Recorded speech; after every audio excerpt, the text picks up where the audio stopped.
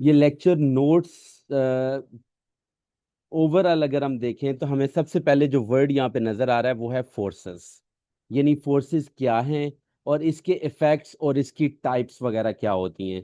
तो सबसे पहले फोर्स बेसिकली हम ये कह सकते हैं is just like a pull, it's like a push. Force is a it what is force first basically force in Urdu we name it as कुव्वत, या हम ये कह लें कि इसमें ताकत, इस तरह का वर्ड हम यूज करते होते हैं। So force it is a push, is a push or pull on any object, exerted on an object, exerted on any object is called force। अच्छा, फोर्स को मेजर करने के लिए जो यूनिट हम इस्तेमाल करते हैं उसे हम बोलते हैं न्यूटन। न्यूटन वर्ड वाइज और अगर सिंबल वाइज लिखेंगे तो उसको कैपिटल सिंबल एन से डिनोट करेंगे।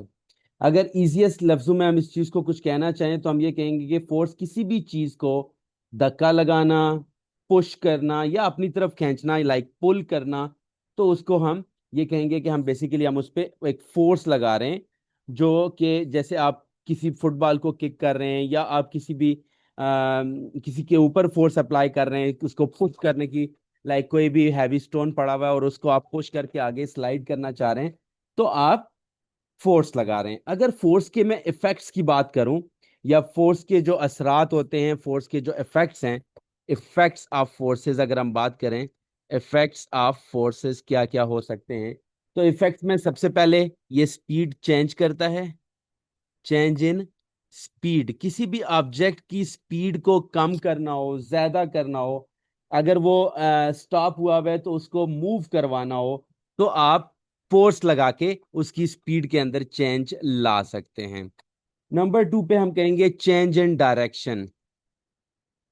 चेंज इन डायरेक्शन, अगर हम किसी भी बॉडी की मूवमेंट की डायरेक्शन को चेंज करना चाहते हैं तो उसके लिए हम फोर्स उस मोशन की, जैसे क्रिकेट बॉल है, एक बॉलर आपकी तरफ बॉल फेंक रहा है और आप उसको बैट की मदद से उसकी जिस डायरेक्शन में आप उसको हिट करना चाहते हैं, आप coming ball from the bowler, batsman उसको अपने हिसाब से उसकी डायरेक्शन को चेंज करके हिट करता है। उसके बाद नंबर थ्री पे अगर मैं कहूं, change in shape. In shape यानी फोर्स शेप कैसे चेंज कर सकती है। यानी अगर आप किसी भी बॉडी को स्ट्रेच करते हैं, इलास्टिक बॉडी है, या उसको कंप्रेस करते हैं, या आप एक वायर पकड़ के उसको बेंड करते हैं, तो जैसे स्प्रिंग को खींचना, या जो आपके पास क्या कहते हैं, ये डोव होता है, डोव हम बोलते हैं, जैसे पिज्जा ब्रेड वगैरह बनानी होती है तो हम उसको च्यू करवाते हैं अपने हैंड्स की मदद से, तो हम उसकी शेप को चेंज कर रहे हैं। इट मींस स्पीड को चेंज करना हो, शेप को चेंज करना हो या डायरेक्शन को चेंज करना हो, तो हम उसके लिए फोर्स अप्लाई करते हैं। उसके अलावा फोर्स की जो बेसिक टाइप्स हैं जो हमें कांटेक्ट और नॉन कांटेक्ट की बेस पे करने को मिलती हैं, उनमें हमारे पास सबसे पहले मैं जो फोर्स रख रहा हूं वो है ग्रेविटेशनल फोर्स। ग्रेविटेशनल फोर्स की अगर बात करें, ये वो फोर्स है जो दो मासेस एक दूसरे को अट्रैक्ट कर रहे हैं। जैसे अगर ये बॉडी ऑफ अ स्टोन है और दूसरी तरफ बॉडी ऑफ अर्थ है, अर्थ की निस्बत ये स्टोन का मैस वेरी स्मॉल है, तो ये दोनों एक दूसरे को अपनी तरफ अट्रैक्ट कर रहे हैं। क्योंकि अर्थ मच मच लार्जर है, इसलिए उसका जो पुल है towards itself for this small stone वो मच मच लार्जर है। तो हम ये कह सकते हैं कि ये अट्रैक्टिव फोर्स, यानी जो जमीन एक अट्रैक्शन की सूरत में हर चीज को अपनी तरफ अट्रैक्ट कर रही है कि वो नीचे उसकी तरफ ही गिरेगा। जैसे हमारा वेट होता है, हम वो डाउनवर्ड ही एक्ट कर रहा होता है। तो it means we will say the gravitational force is attractive force, force of attraction between two masses, जिसमें आपके पास ये एक अर्थ है और ये एक स्मॉल स्टोन ऑब्जेक्ट है। तो स्टोन और अर्थ एक दूसरे को आपस में अट्रैक्ट कर रहे हैं। दूसरी तरफ नंबर टू पे अगर मैं टाइप्स ऑफ फोर्सेस में जाऊं तो मैं कहूंगा electrostatic force of attraction. Static force of attraction. अगर हम इसके ऊपर बात करें, ये फोर्स है बिटवीन टू चार्ज ऑब्जेक्ट्स। जैसे एक चार्ज है जिसपे पॉजिटिव चार्ज है, दूसरे पे है जिस नेगेटिव, ये दोनों आपस में अट्रैक्ट कर रहे हैं, अट्रैक्ट करते हैं। अगर दो सेम चार्जेस हैं रिपेल करेंगे, दो सेम चार्जेस हैं रिपेल करेंगे। तो ये एक फोर्स ऑफ अट्रैक्शन या रिपल्शन जो है, ये चार्जेस के दरमियान एक फोर्स है। जैसे ड्राई हेयर और हेयर कॉम अगर आप हेयर के अंदर फेर रहे हैं, तो फेरने से क्या होएगा, पेपर के ऊपर छोटे छोटे जो पीसेस हैं वो पेपर के हेयर कॉम के साथ स्टिक करना शुरू कर देंगे, यानी आपस में जुड़ना शुरू कर देंगे। They start to join themselves because of opposite charges. That is electrostatic force. After that, at number 3, I say there is force of friction. If I talk about force of friction, then I say this is the force that opposes the motion between two surfaces in contact. For example, you are sliding your both hands surfaces over each other, then what will happen that there is a force which opposes the motion between two surfaces of the hands in contact. यानी रगड़ की force होती है ये, जैसे जैसे आप move करते हैं उसको स्टॉप करती है। अगर फ्रिक्शन ना हो तो हम इसके ऊपर मींस सॉइल के ऊपर, अर्थ के ऊपर चल नहीं सकते हैं, हम स्लिप हो जाएंगे। जैसे अगर हम ग्लेशियर्स वगैरह पे जाते हैं, वहां पे हम स्लिप क्यों होते हैं, क्योंकि फ्रिक्शन ना होने के बराबर है। वो रेजिस्टिव फोर्स जो हमें रोक सकती है वो वहां पे नहीं होती है। नंबर 4 पे अगर मैं बात करूं, that is tension force. Tension force, force of tension कुछ इस तरह से है, जो पुलिंग फोर्स है थ्रू अ स्ट्रिंग, रोप और केबल। अगर हम इसकी बात करें तो ये बेसिकली एक अभी विल से उर्दू में हम क्या कहेंगे कि ये एक खिंचाव की फोर्स है, जो एक रोप के अंदर या वायर के अंदर होती है। जब आप किसी, फॉर एग्जांपल मैं एक वायर लेता हूं और उसके साथ एक मैस को हैंग कर देता हूं ऊपर एक नॉट लगा के, तो अब क्या है कि उसके अंदर वो जो वेट है वो जब नीचे लटक गया है, तो वी विल से उसके अंदर एक खिंचाव की, एक टेंशन की फोर्स आ जाती है। यहाँ पे आगे हमें आता है स्केलर क्या होता है और वेक्टर क्या होता है। स्केलर हम उस क्वांटिटी को कहते हैं जिसके पास, स्केलर क्वांटिटी, स्केलर क्वांटिटी वो होती है जिसके पास सिर्फ मैग्नीट्यूड होता है, कोई स्पेसिफिक डायरेक्शन नहीं होता है। Only magnitude, magnitude means number value and unit, but no direction, no direction. अगर हम इसमें एग्जाम्पल की बात करें, एग्जाम्पल में हमारे पास वर्क है, एनर्जी है, पावर है, प्रेशर है, डेंसिटी है, डिस्टेंस है, स्पीड है, उसके अलावा प्रेशर, उसके अलावा और क्या ले सकते हैं, इट्स एनफ। आफ्टर दैट अगर मैं वेक्टर की बात करूं, वेक्टर वो क्वांटिटीज होती हैं जिनके पास मैग्नीट्यूड भी होता है, यूनिट भी होता है और डायरेक्शन भी होती है। उनको हम वेक्टर क्वांटिटीज का नाम देते हैं। अगर आपको मींस अगर हम इसमें डिफरेंस की बात करें, फॉर एग्जांपल मैं कहता हूं my weight is 50 kg, actually mass की बात कर रहा हूं, तो इसमें डायरेक्शन की जरूरत नहीं है, वो स्केलर होगा। ऑन दी अदर एंड, अगर आप ये कहें कि जी आप गाड़ी को 50 km/h स्पीड से लाहौर की तरफ जा रहे हैं, तो इसमें डायरेक्शन आ गई क्योंकि आपने बता दिया कि आप लाहौर की तरफ जा रहे हैं, तो ये एक वेक्टर क्वांटिटी बन जाएगी, तो वो वेलोसिटी होगी। सो अगर मैं यहाँ पे ये कहूं कि वेलोसिटी है, वेक्टर में क्या क्या बताया मैंने, एक तो मैग्नीट्यूड बताया 50 km/h बताया, यूनिट लाहौर की तरफ, तो इसका मतलब उसकी डायरेक्शन लाहौर हो गई। तो इसका मतलब है कि वेलोसिटी आपके पास एक वेक्टर क्वांटिटी है, एक्सेलरेशन आपके पास एक वेक्टर क्वांटिटी है, फिर उसके बाद फोर्स एक वेक्टर क्वांटिटी है, डिस्प्लेसमेंट एक वेक्टर क्वांटिटी ली जाती है, moment turning effect of force होता है जिसकी वजह से कोई फोर्स, कोई बॉडी रोटेट करती है, उसको मोमेंट बोलते हैं। उसके अलावा मोमेंटम जो है वो एक वेक्टर क्वांटिटी होती है। तो ये जब भी आप जैसे मैंने एग्जांपल दी कि 50 किलोमीटर पर आवर मैग्नीट्यूड के साथ किलोमीटर पर आवर यूनिट और लाहौर की तरफ जा रहे हैं आप, तो वो वेलोसिटी हो जाएगी और वो आपकी वेक्टर क्वांटिटी होगी। इसी तरह एक्सेलरेशन की बात कर लो, इसी तरह फोर्स की बात कर लो। तो हम ओवरऑल ये कह सकते हैं कि डिस्प्लेसमेंट हो जाए, डिस्टेंस हो जाए, या जो भी क्वांटिटी आप लेते हैं जिसमें डायरेक्शन इन्वॉल्व हो जाए, तो वो आपके पास वेक्टर क्वांटिटी होगी। उसके बाद अब याद रखिएगा, फोर्स को एक वेक्टर क्वांटिटी कहा है क्योंकि फोर्स हमेशा किसी ना किसी खास डायरेक्शन में लगी होती है। Downward force, upward force, left right, तो फोर्स को मैंने इसलिए वेक्टर कहा है।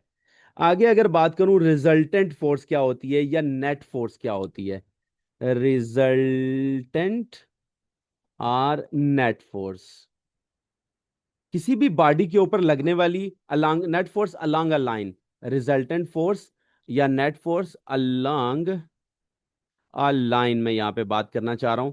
तो इसमें अगर बात करूं तो आप ये कह लें कि single overall force that has the same effect of all individual forces acting on object. यानी क्या कह रहा हूं, फॉर एग्जांपल पहले मैं इसको थोड़ा सा डिफाइन कर रहा हूं कि आपके पास the overall force single overall force that has the same effect that has the same effect that has the same effect as all individual forces,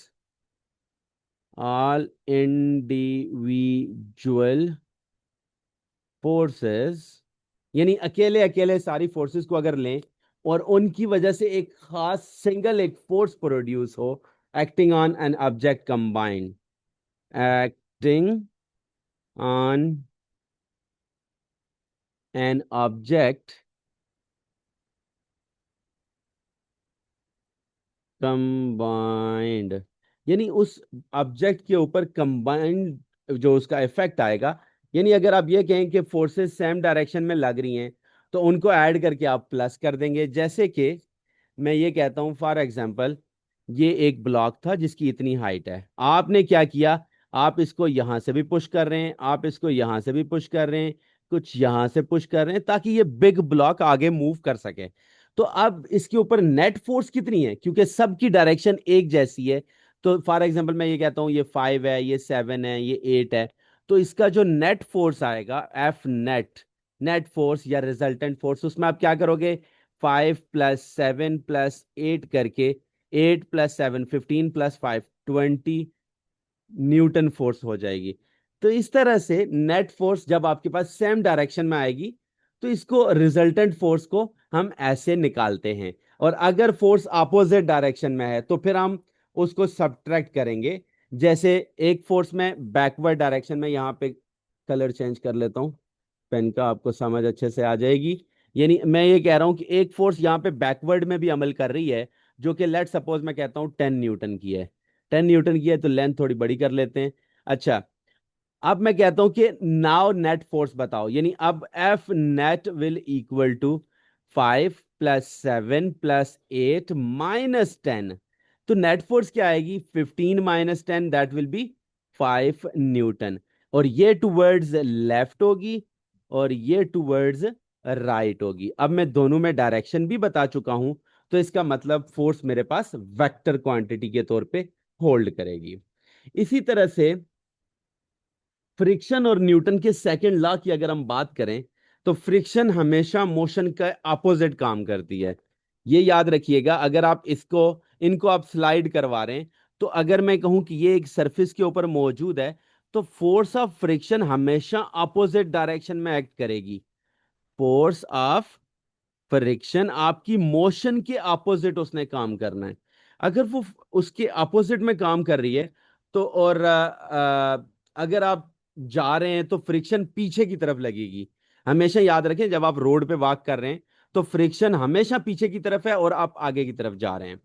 इसी तरह न्यूटन के सेकंड लॉ को अगर मैं डिफाइन करूं तो मैं यहां पे ये कहूंगा कि आपके पास एक्स, न्यूटन के सेकंड लॉ को मैं यहां पे इंट्रोड्यूस करवाना चाह रहा हूं ताकि फ्रिक्शन को एक्सप्लेन कर सकूं। Newton second law. Newton second law कुछ इस तरह से स्टेट करता है कि आपके पास एक्सेलरेशन ऑफ, कल हमने बात भी की थी कि acceleration of an object is directly proportional to unbalance resultant net force के directly and inversely proportional to mass of that body. जिसमें बताया था अगर फोर्स ज्यादा लगाओगे एक्सेलरेशन ज्यादा होगा, फोर्स कम लगाओ के मास एक्सेलरेशन कम प्रोड्यूस होगा, मास ज्यादा है बॉडी का एक्सेलरेशन कम हो जाएगा, मास कम है एक्सेलरेशन ज्यादा हो जाएगा। तो उसका मतलब है कि ओवरऑल जो हमारे पास रिलेशन था कल के लिए F is equal to M A, इस रिलेशनशिप के अकॉर्डिंग फोर्स आपकी रिजल्टेंट फोर्स है, इसको हम बोलते हैं नेट फोर्स, इसको हम बोलते हैं रिजल्टेंट फोर्स। ये जो फोर्स है ये किसी भी बॉडी के ऊपर, और फोर्स को हमेशा याद रखें न्यूटन में मेजर करते हो, मास को किलोग्राम में और एक्सेलरेशन को मीटर पर सेकंड स्क्वायर में।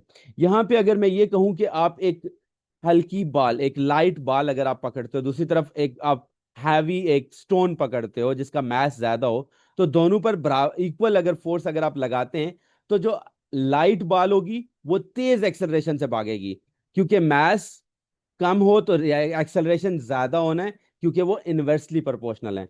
और दूसरी तरफ अगर मैं फोर्स की बात करूं कि उसका एक्सेलरेशन अगर आप ज्यादा जोर से पुश करेंगे, means you are applying more force, तो चीज जो है वो और तेजी से भागेगी। तो इसका मतलब फोर्स ज्यादा हुआ तो एक्सेलरेशन ज्यादा का रिलेशनशिप आपके पास यहां पे आ जाएगा। अगर मैं यहाँ पे यूनिट्स मास और वेट की बात कर लूं, मैथ्स की ऊपर अगर हम डेफिनेशन के ऊपर जाएं, लाइक मैथ्स क्या होता है और वेट क्या होता है, तो मैथ्स बेसिकली किसी भी बॉडी के अंदर मौजूद क्वांटिटी ऑफ मैटर होता है, like amount of substance, amount of matter present in a body, amount of matter, कि किसी के अंदर कितना मैटर मौजूद है, वो कितने किलोग्राम का है। अगर इंग्लिश सिस्टम के अंदर जाएं तो वो कितने पाउंड्स का है। अगर हम बेकरी पे जाते हैं बर्थडे केक लेने के लिए, तो वो वहां पे कहता है जी 1 पाउंड का केक है, 2 पाउंड का केक है, तो वो मैस की ही बात कर रहा होता है। तो दूसरी तरफ अगर आप इसके यूनिट की बात करें तो बता दिया किलोग्राम। उसके बाद ये मैस जो है, अगर आप अपनी बॉडी का मैस अर्थ के ऊपर 40 kg मैयर करते हैं, मून के ऊपर चले जाते हैं वहां मैयर करते हैं, सर ये हमेशा 40 kg ही आएगा। लेकिन जो वेट है, वेट बेसिकली आपके पास एक we can say force of gravity acting on its mass, जो अर्थ की तरफ से हो सकती है, जो मून की तरफ से हो सकती है। मैं कह रहा हूं force of gravity acting on a mass, on that mass, on that object, on that mass। For example आपका मैस था 40 kg, आप अर्थ के ऊपर बैठे हुए थे, तो वहां पे एक फोर्स ऑफ ग्रेविटी अर्थ वाली आपके ऊपर एक्ट कर रही थी, जिसे आपने वेट का नाम दे दिया और आप उसको न्यूटन में मैयर करते हो। और ये डिपेंड करता है कि ग्रेविटी कौन सी है, मतलब ये प्लेस टू प्लेस चेंज हो सकता है। अगर आप अपना वेट अर्थ के ऊपर करते हैं, मैं जी की वैल्यू 10 लेते हुए, W is equal to M G लेते हुए, आपका मैथ था 40, उसको मैंने 10 से मल्टीप्लाई किया और वो आ गया 400 Newton. On the other and ये था अर्थ के ऊपर। अगर मैं कहूं कि आपका वेट ऑन द मून कितना है, तो आप क्या करेंगे, 40 टाइम्स 1.62। अब अगर आप इसको मल्टीप्लाई करते हो तो ये तकरीबन 60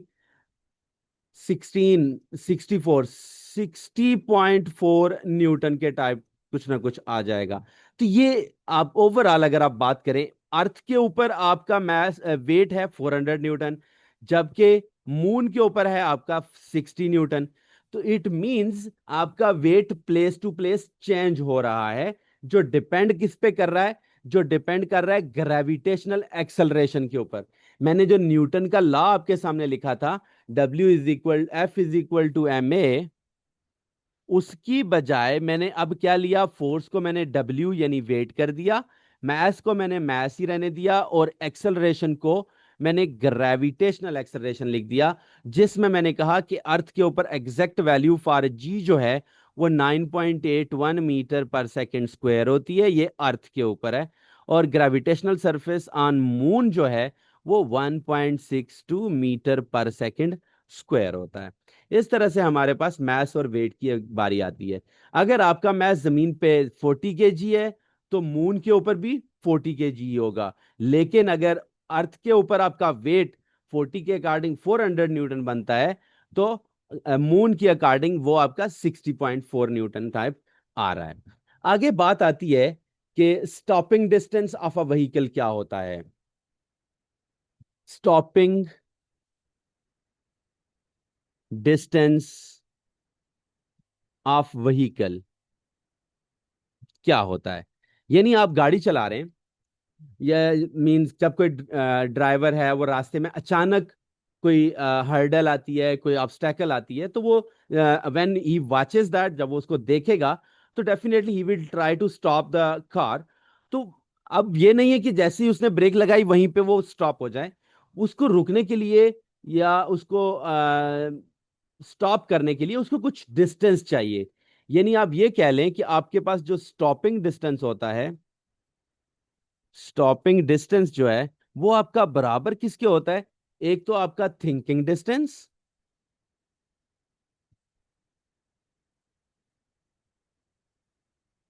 दूसरे नंबर पे आता है आपका ब्रेकिंग डिस्टेंस। फॉर एग्जाम्पल आपने देखा कि टूल प्लाजा आ रहा है, टूल प्लाजा आ रहा है, आप कुछ 200 मीटर, अगर आप 120 130 पे आ रहे थे तो आप अपनी स्पीड को स्लो डाउन करना शुरू कर दिया, वो आपका थिंकिंग डिस्टेंस था। दूसरी तरफ आगे आता है आपका ब्रेकिंग डिस्टेंस। आप ब्रेक लगाना एग्जैक्टली कहां से शुरू करते हैं, डिपेंड करता है आपकी गाड़ी के टायर कैसे हैं, डिपेंड करता है रोड के ऊपर बारिश हुई हुई है या नहीं हुई हुई है। अगर तो बारिश हुई हुई है, डेफिनेटली आप पहले ब्रेक लगाना शुरू कर देंगे। अगर आपकी गाड़ी के टायर न्यू हैं, तो आपको पता है कि ब्रेक अच्छे से लगेगी।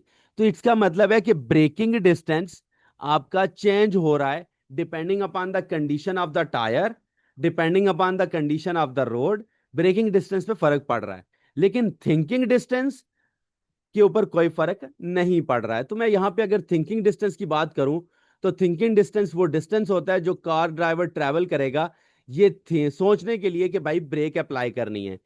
जब उसका दिमाग कह रहा है भाई अब खतरा देख रहा है, और यकदम वो ब्रेक लगाता है, और तब गाड़ी कितना आगे जाके उसकी रुकेगी या कितनी आगे उसके ऊपर जाके स्टॉप करेगी, ये उसका थिंकिंग डिस्टेंस है। दूसरे नंबर पे आता है ब्रेकिंग डिस्टेंस। ये वो डिस्टेंस है जो ब्रेक्स अप्लाई होने के बाद, एक्चुअली जब ब्रेक अप्लाई हो गई, तो गाड़ी कुछ 10 मीटर 15 मिनट 15 मीटर ट्रेवल करने के बाद जब रुकेगी, तो इसका मतलब ब्रेक दबाने के बाद गाड़ी जितना रगड़ खाकर आगे चली गई है, वो उसका ब्रेकिंग डिस्टेंस होगा। अब मैं यहाँ पे मैंने दो तीन बातें आपको फैक्टर्स के तौर पे बताई कि जी ब्रेकिंग डिस्टेंस कैसे ज्यादा हो सकता है या ऐसा कुछ। तो अब एक चीज बताता हूं, अगर यहाँ पे कोई ऐसा ड्राइवर वर्क कर रहा है जिसने अल्कोहल पी हुई है, यानी शराब पी हुई है, या कोई ऐसा ड्राइवर है जो थक चुका है, लाइक टायर्ड हो चुका है, टायर्डनेस आ चुकी है, या फिर ऐसा है जिसने कुछ ड्रग्स वगैरह ली हुई हैं, तो उसके दौरान मुझे ये बताना जरूरी है कि उसका थिंकिंग डिस्टेंस ज्यादा होगा, वो ज्यादा देर तक इंक्रीज करेगा, उसका थिंकिंग डिस्टेंस इंक्रीज कर जाएगा। रीजन, ड्राइवर का दिमाग जो है वो काफी स्लो डाउन हो चुका है, उसका रिएक्ट करने में देर लगती है, तो रिएक्शन टाइम इंक्रीज कर जाएगा। दूसरी तरफ अगर हाई स्पीड ऑफ कार है, दूसरा कंडीशन फैक्टर क्या ले रहा हूं, अगर कार की स्पीड वेरी हाई है, हाई स्पीड ऑफ कार हो, तो फिर थिंकिंग डिस्टेंस और उस पर क्या पड़ता है, दोनों इंक्रीज करते हैं, बोथ इंक्रीज। यानी क्या हुआ, थिंकिंग डिस्टेंस भी इंक्रीज करेगा और ब्रेकिंग डिस्टेंस भी इंक्रीज करेगा। रीजन बिहाइंड दैट कि तेज गाड़ी सोचने के दौरान बहुत ज्यादा दूर निकल जाती है, और रोकने की दफा वो ज्यादा दूर तक जाके स्लिप करती है। तो इसका मतलब है कि आपका थिंकिंग डिस्टेंस भी इंक्रीज करेगा, आपका ब्रेकिंग डिस्टेंस भी, अगर आपकी स्पीड हाई है। तीसरे नंबर पे अगर आप वेट रोड पे हो या आईसी रोड पे हो, यानी रोड वेट हुई हुई है, तो आपके पास ब्रेकिंग डिस्टेंस पे क्या फर्क पड़ेगा और थिंकिंग डिस्टेंस पे, तो ब्रेकिंग थिंकिंग डिस्टेंस पे कोई फर्क नहीं पड़ेगा, वो जितना है उतना ही रहेगा, लेकिन ब्रेकिंग डिस्टेंस इंक्रीज कर जाएगा। रीजन बिहाइंड दैट कि ब्रेकिंग डिस्टेंस, क्योंकि रोड स्लिपरी है, तो ये वाली जो वैल्यू है ये आपके पास इंक्रीज आ जाएगी। उसके बाद चौथे नंबर पे मैंने आपको कहा कि अगर आपका टायर बहुत पुराना हो चुका है, आपका टायर का वियर एंड टीयर हो चुका है, वोर्न आउट टायर्स हैं या ब्रेक्स हैं, वोर्न आउट टायर्स और ब्रेक्स, यानी ये चीजें आपकी खराब हो चुकी हैं। देन आपको क्या करना चाहिए?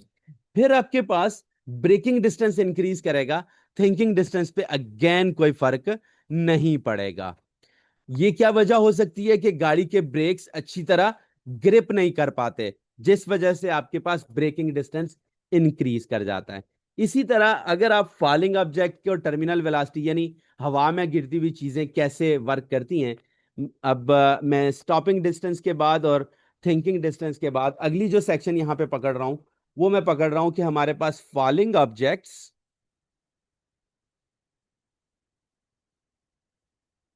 फॉलिंग ऑब्जेक्ट्स की अगर बात करें, और terminal velocity and terminal velocity, ये क्या चीजें होती हैं, इनको हम कैसे बात करते हैं? टर्मिनल वेलोसिटी, जैसे अगर आप फॉलिंग ऑब्जेक्ट की बात करें ना, तो इसमें मतलब होता है कि ये हवा में गिरती हुई कोई चीजें हैं। लाइक जब आप कोई टॉप ऑफ द बिल्डिंग अगर आप खड़े हैं, वहां से अगर आप कोई चीज नीचे गिराते हैं, या स्काई डाइवर जंप करता है फ्रॉम प्लेन, तो जो आपके ऊपर दो बड़ी फोर्सेस एक्ट करती हैं। एक फोर्स होती है जिसके हम नाम देते हैं कि ये वेट है, जो डाउनवर्ड एक्ट कर रहा है उस बंदे का। और दूसरे नंबर पे हम कहते हैं कि जी उसमें एयर रेजिस्टेंस है। ये दो मेन फोर्सेस उस पर एक्ट करेंगी जब भी कोई चीज फ्रीली फॉल करती है। जो वेट होता है उसको हम बेसिकली ग्रेविटी का नाम दे सकते हैं, और जो एयर रेजिस्टेंस होता है इसे हम ड्रैग फोर्स कहते हैं। अब ये ग्रेविटी क्या है? जो पुल्स डाउनवर्ड हमेशा कांस्टेंट रहता है, यानी कि अगर आप अर्थ की बात कर रहे हो तो जी के लिहाज से 9.81 ले लो, यानी ये हमेशा कांस्टेंट रहता है। दूसरी तरफ जो ड्रैग फोर्स होता है, ये मोशन को अपोज करता है, अपोज मोशन, यानी आपकी बॉडी जो फ्रीली फॉल डाउन कर रही है उसको रोकने की कोशिश करता है, एक्ट्स अपवर्ड। जैसे स्पीड बढ़ती है, ये भी बढ़ता जाता है।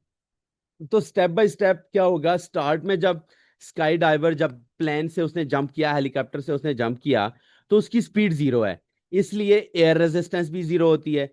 लेकिन सिर्फ वेट नीचे खींच रहा होता है, और इसलिए एक्सेलरेशन बहुत ज्यादा होती है। मैं क्या कहना चाह रहा हूं दोबारा से सुन लें, कि जब आपने जंप किया, ये लेट सपोज हम कहते हैं एरोप्लेन है, यहां से हमने एक फ्रीली बॉडी को नीचे डाउनवर्ड एक्ट करवाया, यानी जैसे ही उसने जंप किया उसकी इनिशियल वेलोसिटी जीरो थी।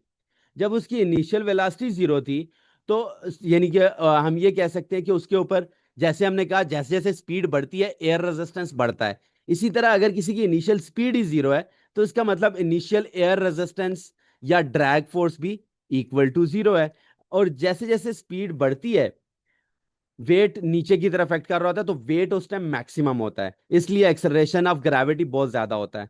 लेकिन दरमियान में जब आप मिडल पहुंचते हो, जैसे जैसे स्काई डाइवर नीचे गिरता है, तो उसकी स्पीड बढ़ रही है, इसकी स्पीड इंक्रीज कर रही है। तो स्पीड बढ़ने से उसके ऊपर लगने वाली फोर्स भी इंक्रीज करती है।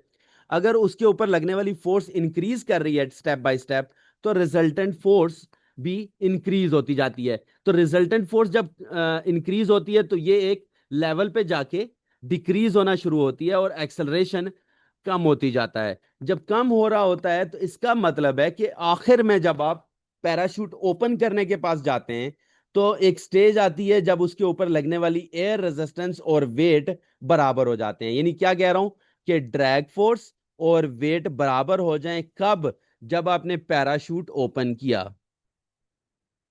तो जब ये बराबर हो जाते हैं, तो फिर एक कांस्टेंट वेलोसिटी मिलती है, और इसके ऊपर आपकी वेलोसिटी जब कांस्टेंट हो जाए, तो आपको पता है, आपने एक डेफिनेशन पढ़ी थी, rate of change of velocity is called acceleration.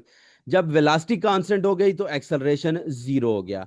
जब एक्सेलरेशन जीरो हो जाता है, तो F is equal to M A के अकॉर्डिंग जब एक्सेलरेशन जीरो हो जाए, तो हम ये कहते हैं कि अगर एक्सेलरेशन जीरो हो गया है, तो आपके पास एक कांस्टेंट वेलोसिटी के साथ पैराशूट की मदद से आप आराम आराम से नीचे आ रहे हो, तो लगने वाली नेट फोर्स भी जीरो हो गई है, रिजल्टेंट फोर्स भी जीरो हो गई है।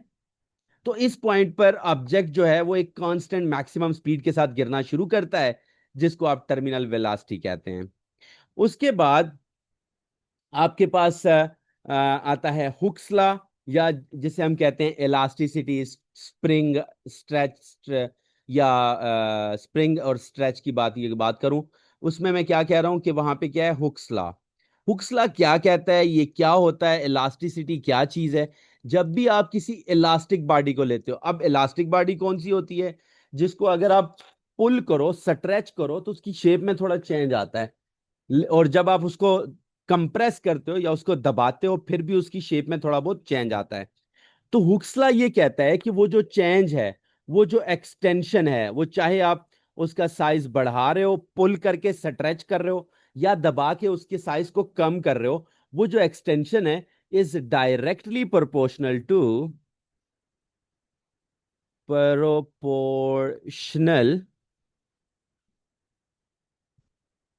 The applied force, to the applied force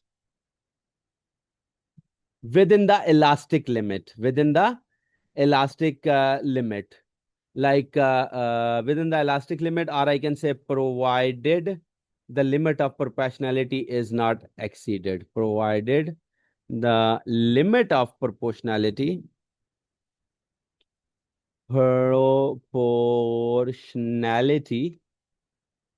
is not exceeded. यहां पे बात करने का क्या मतलब है, यहां पे सिर्फ एक चीज समझाना चाहूंगा कि अगर आप एक स्प्रिंग को 1 न्यूटन का वो वजन जो है वो हैंग करते हैं और उसमें 2 सेंटीमीटर का एक एक्सटेंशन आता है, 2 न्यूटन करते हैं तो 4 सेंटीमीटर आ जाता है। क्या कह रहा हूं, 1 न्यूटन फोर्स था, 2 सेंटीमीटर एक्सटेंशन आ रहा है। 2 न्यूटन फोर्स है, 4 सेंटीमीटर एक्सटेंशन आ रहा है।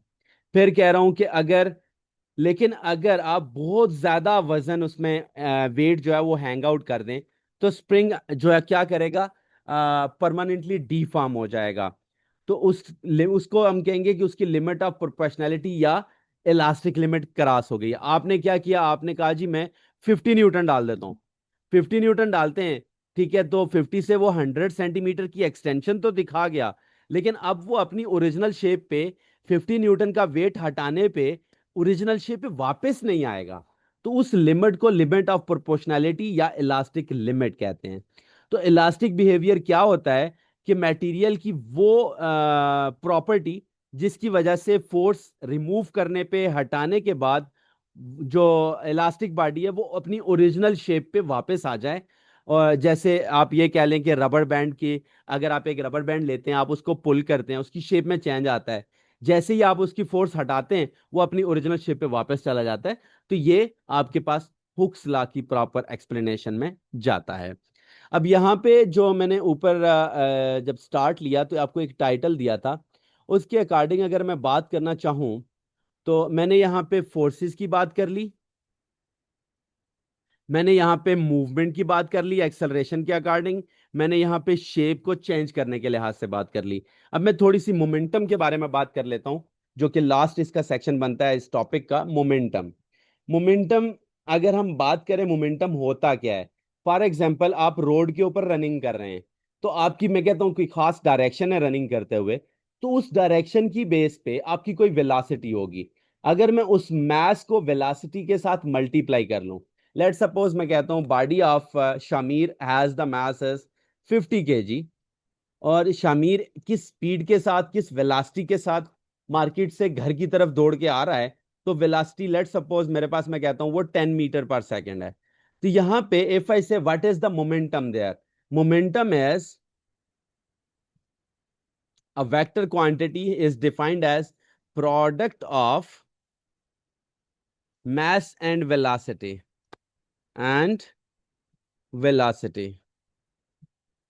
या फिर हमें यह भी इसको कह सकता हूं कि quantity of matter, quantity of motion, quantity of, और quantity of motion is called momentum there. यहाँ पे अगर आप इसके यूनिट की बात करें, मास एंड वेलोसिटी के फार्मूला की बात करूं, तो मोमेंटम को मैं कैपिटल सिंबल पी से डिनोट करता हूं, फार्मूला लिखता हूं मास टाइम्स वेलोसिटी। तो मास का अगर मैं यूनिट की बात करूं, मास का यूनिट है किलोग्राम, वेलोसिटी का यूनिट है मीटर पर सेकेंड, ऐसे भी लिख सकता हूं। और इसी मोमेंटम को मैं अगर फाइंड करना चाहूं for Shamir mass of 50 kg like that, then 50 times 10, then momentum will be 500 kilogram metre per second. तो इस तरह से मैं उसका मोमेंटम निकाल सकता हूं। जैसे एक साइकिल है और एक बड़ा ट्रक है, दोनों 10 किलोमीटर की स्पीड से आ रहे हैं, तो किसको पहले रोकना आसान है? डेफिनेटली वी विल से कि साइकिल को रोकना आसान है, क्योंकि ट्रक का मास काफी ज्यादा होता है, तो लिहाजा उसका मोमेंटम भी काफी ज्यादा होगा, तो इसलिए उसको स्टॉप करना मुश्किल होगा। उसके बाद आता है कंजर्वेशन ऑफ मोमेंटम का लॉ क्या होता है, यानी मोमेंटम का आप ये कह लें कि कैसे आप उसको सेव कर सकते हैं, कैसे आप ये कह लें कि वो डिस्ट्रॉय नहीं होता, उसको हम कहते हैं law of conservation of momentum. Law of conservation of momentum. Conservation of momentum की बात करें तो इसका मतलब क्या है कि किसी भी कोलिजन में, लाइक कोलिजन मींस आपस में हिट करना, टकराना से पहले जो उसका टोटल मोमेंटम होगा वो हमेशा आफ्टर स्ट्राइकिंग मोमेंटम के बराबर होगा। यानी मैं यहां पे अगर स्टेटमेंट लिखना चाहूं, total momentum before collision will equal to total momentum after collision in a closed isolated system। Total momentum after collision के बराबर होगा। इस बात का क्या मतलब है, इसको क्यों इस तरह से लिखा जाता है? लेट सपोज मैं यहां पे दो बॉडीज लेता हूं, एक का मास m1 है, एक का मास m2 है। ये क्या कर रहा है, ये जो M2 है वो इस डायरेक्शन में आ रहा है, ये जो है इस डायरेक्शन में आ रहा है। इसका एक मास है, ये इसकी वेलोसिटी V2 है, इसकी वेलोसिटी V1 है। मैं ये कहता हूं कि आपके पास जब ये बिफोर क्लूजन है, तो मैं ये कहता हूं कि इसका जो मास है M1 V1 plus M2 V2, टकराने से पहले का मोमेंटम, बिफोर कोलिजन मोमेंटम बराबर होगा M1 V1 dash plus M2 V2 dash के बराबर। यानी टकराने के बाद ऐसा नहीं होगा कि मैथ M1 की, मतलब आप ये कह लें कि कोई और मैथ हो जाएगा या वो टूट फूट जाएगा, कुछ ना कुछ ब्रेकडाउन जरूर आएगा। तो इसको आप law of conservation of momentum कहते हो। और इसी के साथ आप अगर आप एक गन से बुलेट फायर करते हैं, तो बुलेट और गन पहले दोनों रेस्ट पे हैं, उसके बाद क्या है, गन बैक साइड पे मूव करती है और बुलेट फॉरवर्ड साइड पे मूव करती है, तो हमारे पास ओवरऑल उसका लिंक इस तरह से बन जाता है। Thank you so much for today class. I tried my best कि आपका हर कंसेप्ट क्लियर हो जाए और आपका आज का वर्किंग अच्छे से समझ आ जाए। आई होप कि अब समझ आ गया होगा। पीछे वाला जो पहले लेसन था उसको भी व्यू कर लें और इसको भी। I think so your every concept I try to put in your minds and put in your concepts very easily there. Okay guys, okay sir. अब समझ आ गया है कुछ ना कुछ या नहीं आया है? नहीं सर, अब नहीं सर, अब अगर फिर भी कोई प्रॉब्लम हो तो मुझे बता दीजिएगा। जैसे